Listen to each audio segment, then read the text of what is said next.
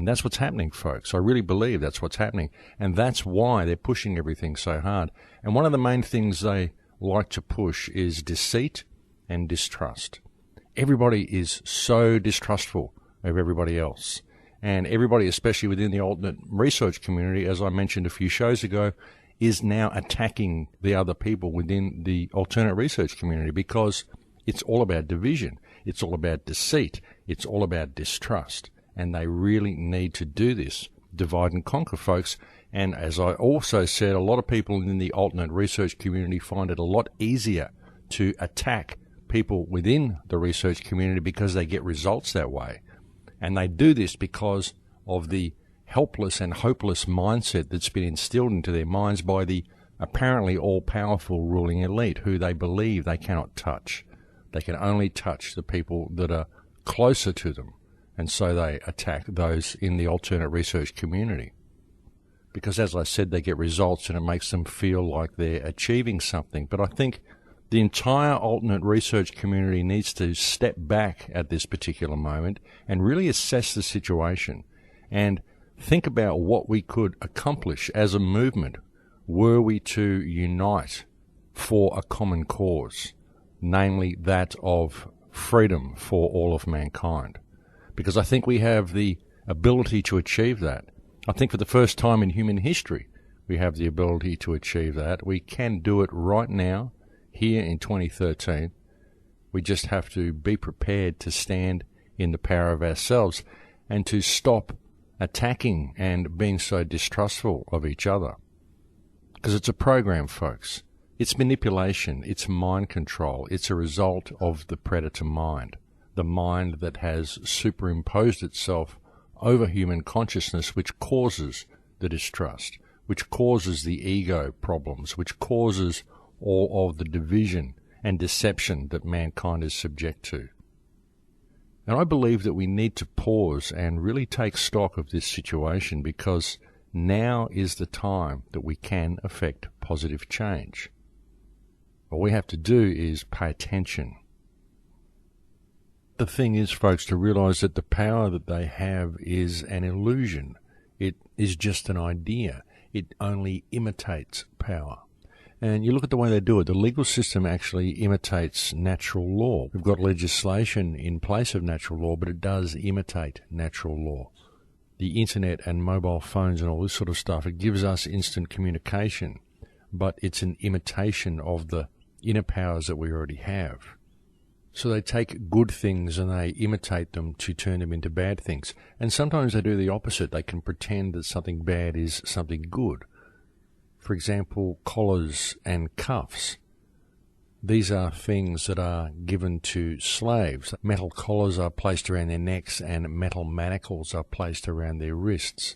But they imitate this with the collar and cuffs that a businessman will wear. They make it a decorative feature so that you get used to being in collar and cuffs as you go off to work as a debt slave. And again, it's an imitation of another system and serves the purpose of keeping you immersed into a slavery system without you actually knowing it. And the all-pervasive hand that they have and the power that they hold is again really only an imitation of power.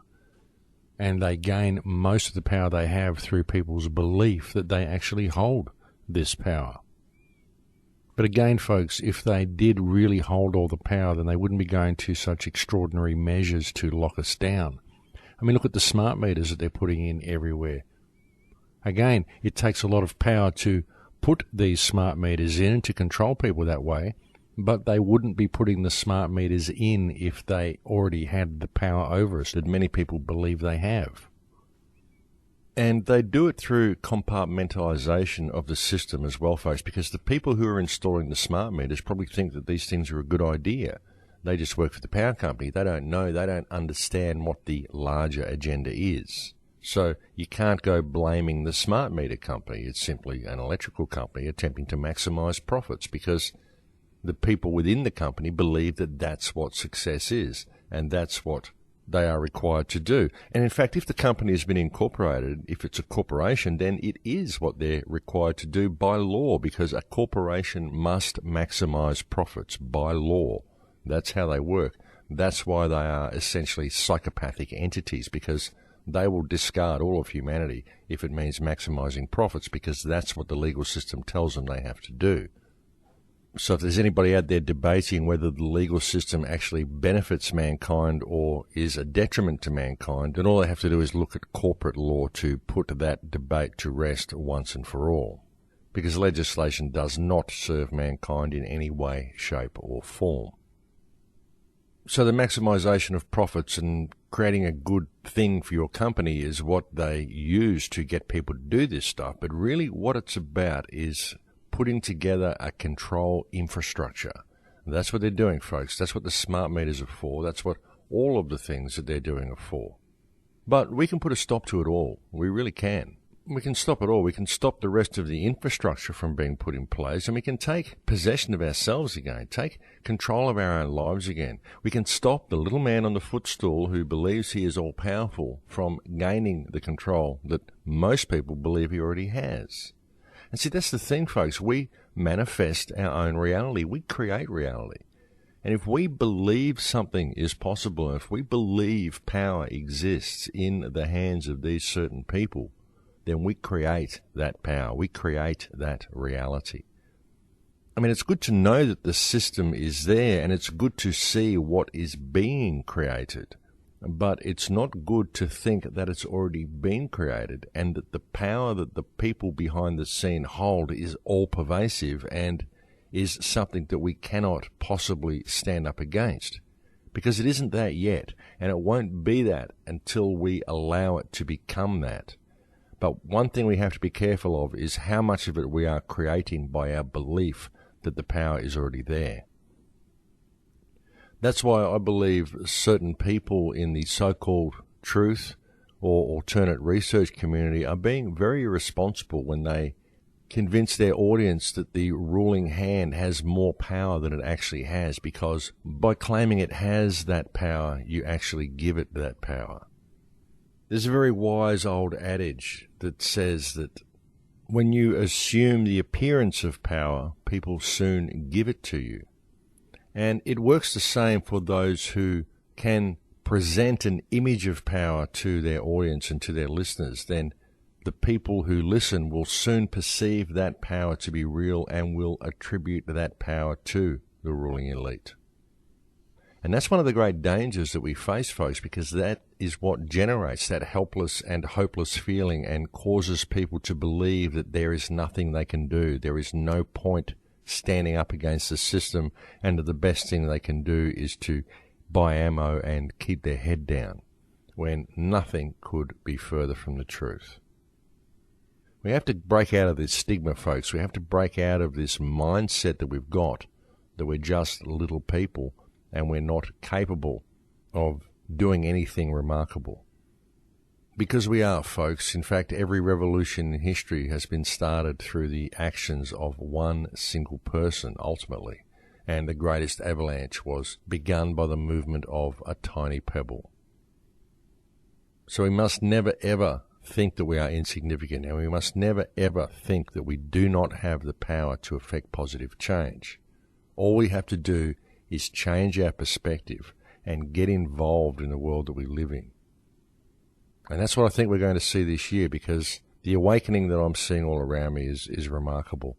It really is. It's a slow awakening still. People are still just wiping the sleep from their eyes, and there are a great many who are still wondering exactly what's going on. But they are beginning to open their eyelids. That is the one important thing. They are beginning to see that all is not well.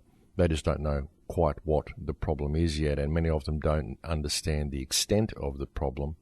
But they're beginning to see that they're worth more than what the government and the system and the society convinces them of. They're beginning to see their self-worth, and that can only be a good thing. And it's important at this time in history for people to have faith in themselves, have the faith in themselves that they deserve. That's the thing, folks. We're taught to have faith in our Creator, that our Creator, God, Yahweh, Allah, whoever you want to call it, Jesus, anyone, will come and save us. But what if the Creator has faith in us? that we can do it, that we can wake up, that we are worth saving, and that we will demonstrate this by saving ourselves. Because I believe that's the truth of the matter, folks. As much faith as we put in the Creator, I believe the Creator has also put a great deal of faith in us. And I think the real danger is that we have lost sight of that. But as I said, folks, I think that is changing. I think people are beginning to have faith in themselves because they're beginning to wake up to the power that they actually hold. And that's something that I can't wait to see. I really look forward to the day when humankind simply stands up and says, hey, we're not going to do this anymore. We're going to take things in a different direction. And we're going to do it because we know who we are. We finally figured it out, and we finally remembered where we're supposed to be going, and we remembered who and what we are. And we remembered that there is no hand on this planet that can control human consciousness. There's nothing that can ever keep it down. It wants to go to the next level, and that's where it's going. Because we are capable of so many great things, folks, all we have to do is realize our potential and have the same amount of faith in ourselves that our Creator has had in us for so long, and simply pay attention and get involved in the world in which we live. But I think it's break time here, folks, so I'll leave it there for now, and we'll go and have a break. Thank you for spending this time with me today, and I'll speak to you again in a few minutes. Thanks for listening.